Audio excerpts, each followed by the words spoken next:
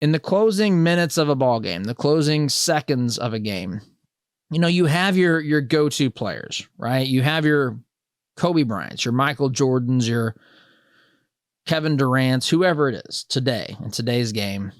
But you've had this throughout history. There's a person that's getting the ball, and there's a person that's guarding them, right?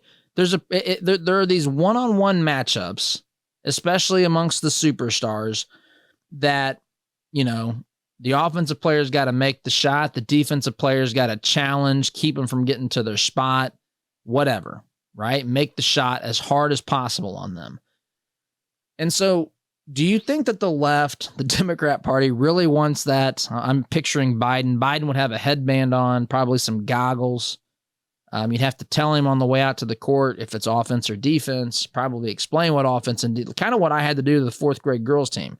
Offense is when we have the ball, defense is when we don't, all that sort of stuff. But can you imagine Trump out there calling for the ball on the high post on the elbow or something, and then squaring up with Biden, and they've got isolation, right? They move the other four players out of the lane, out around the three-point line. They spot up in case when Trump drives to the basket, he can kick it out to one of the players on the wing or on the baseline or wherever. Do you think that they want that? There's no one else there, right? It is Biden and Trump. It's going to be, unless one of these crazy things happens, Trump's, goes to prison, which again, I'm not saying is, I'm just saying it's going to take, we're now at that point officially. We knew that this sort of thing was almost inevitable. Now we can see the writing on the wall. It's the only thing that's going to stop this now is something as dramatic as that.